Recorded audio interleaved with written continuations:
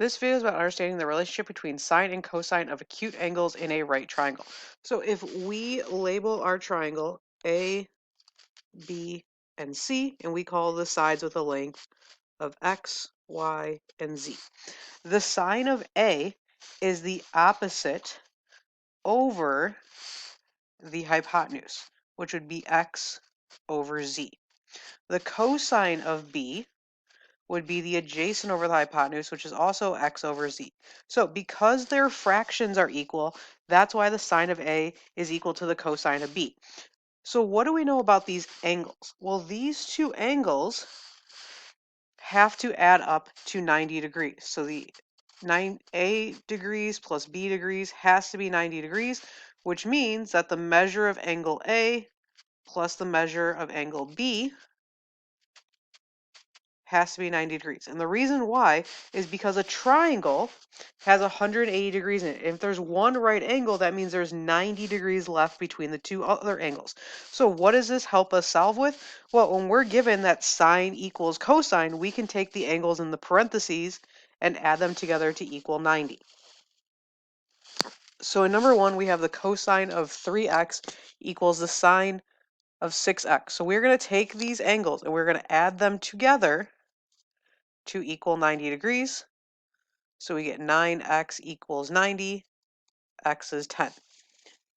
In number 2, when we take these angles, we have 5x plus 20 plus 7x minus 2 equals 90. We can combine like terms.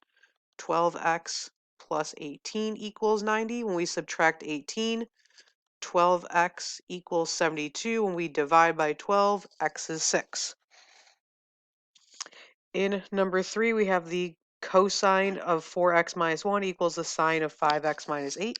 So we can take these two angles and add them to 90. 4x minus 1 plus 5x minus 8 equals 90.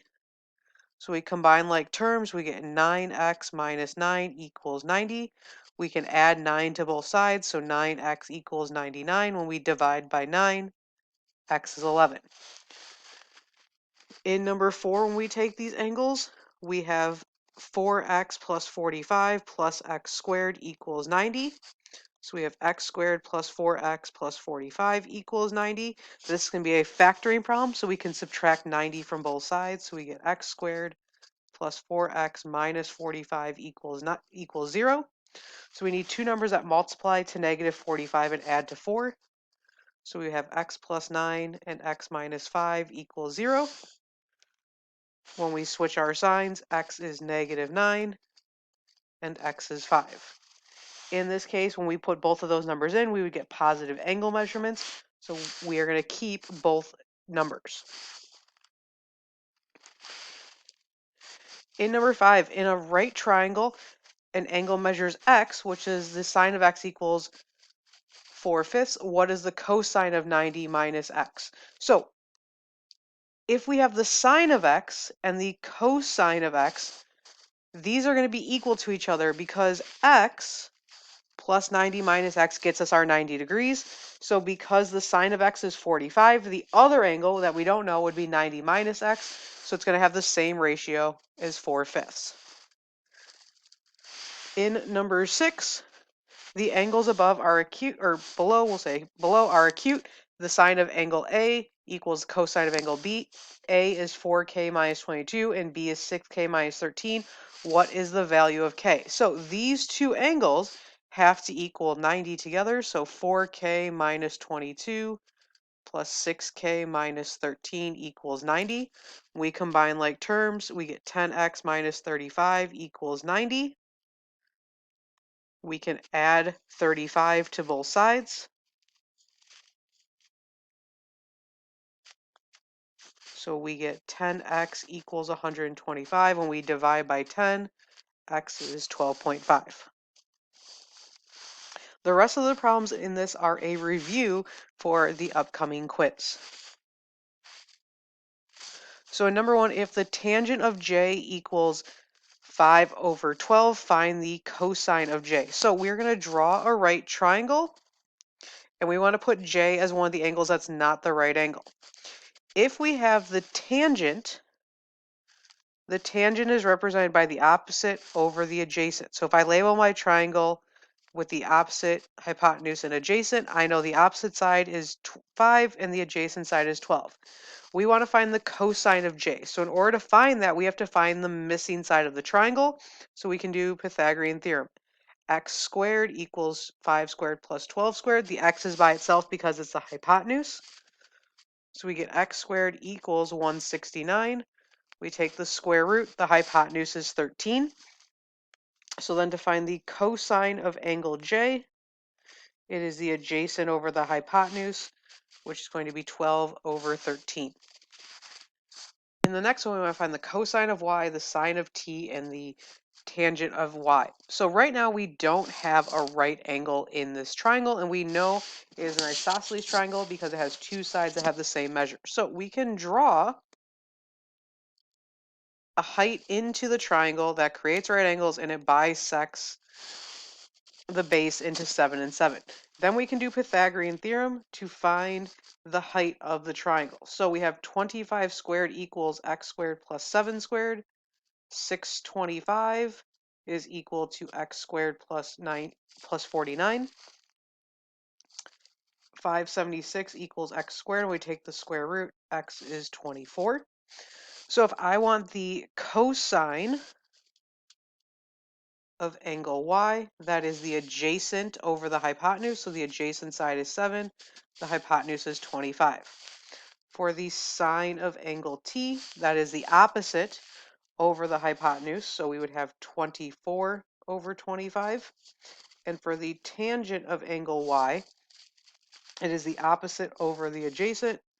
So we would have 24 over 7.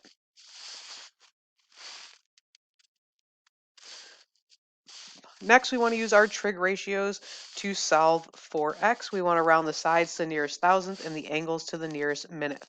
So before I start solving, I want to make sure that I am in the right mode. So I'm going to hit mode on my calculator. I want to make sure degree has the black box around it, which it does. So I can hit second mode again to get back to my main screen.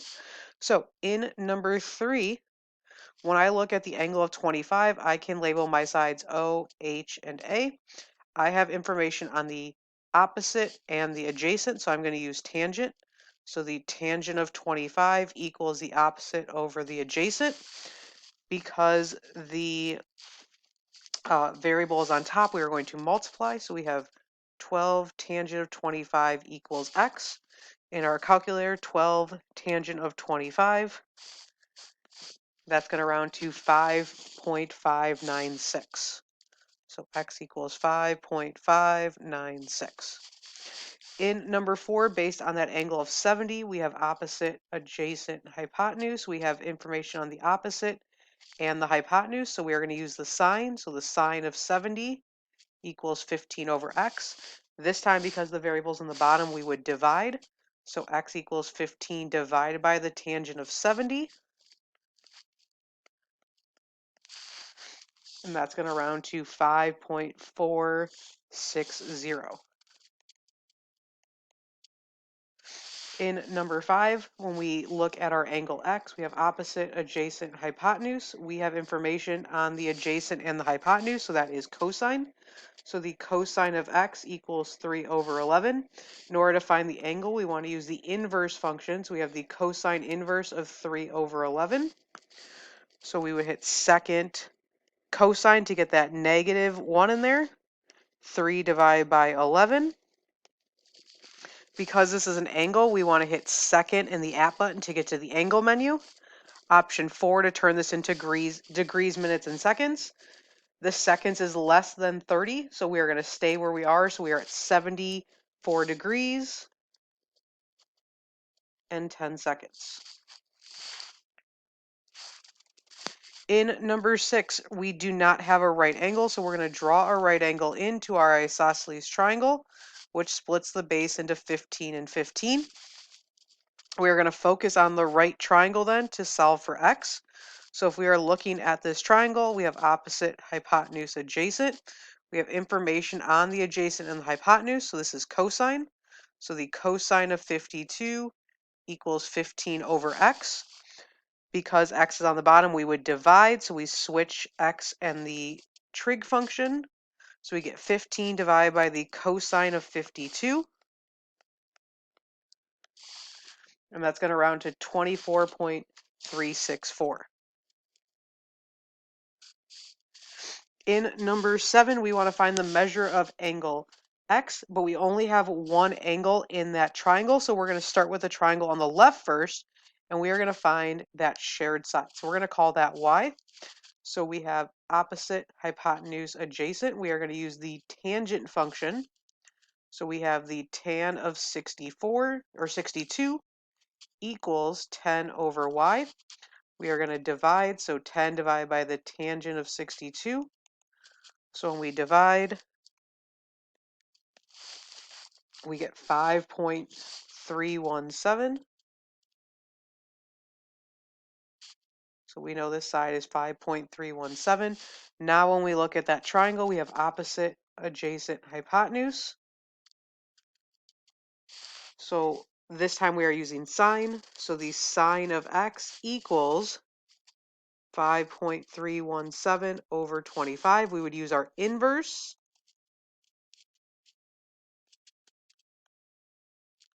So in our calculator, we would do the second sine, 5.317 divided by 25. Second angle, to turn it into degrees, minutes, seconds. This time the seconds is above 30, so this would round to 12 degrees and 17 minutes.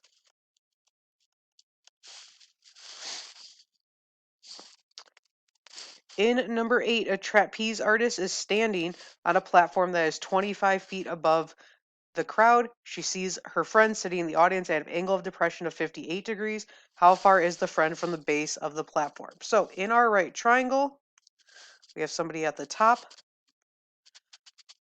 and she sees a friend in the crowd. The angle from the trapeze is an angle of depression of 58 degrees, which we can put as an angle of elevation of 58 degrees. They are currently 20 feet off the ground, 25 feet off the ground. We want to know how far the friend is from the base of the platform.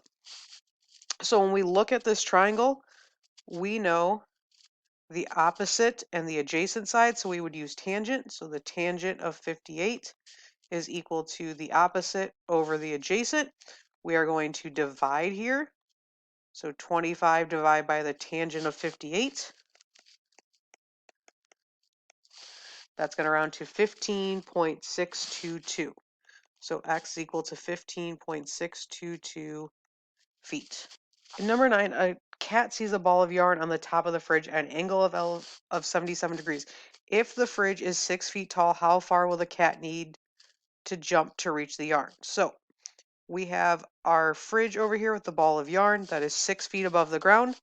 From the cat, it's an angle of 77 degrees. We want to know how far it's from the cat to the yarn, so we're going to call the diagonal length x. So when we label our sides here, we have opposite, hypotenuse, adjacent.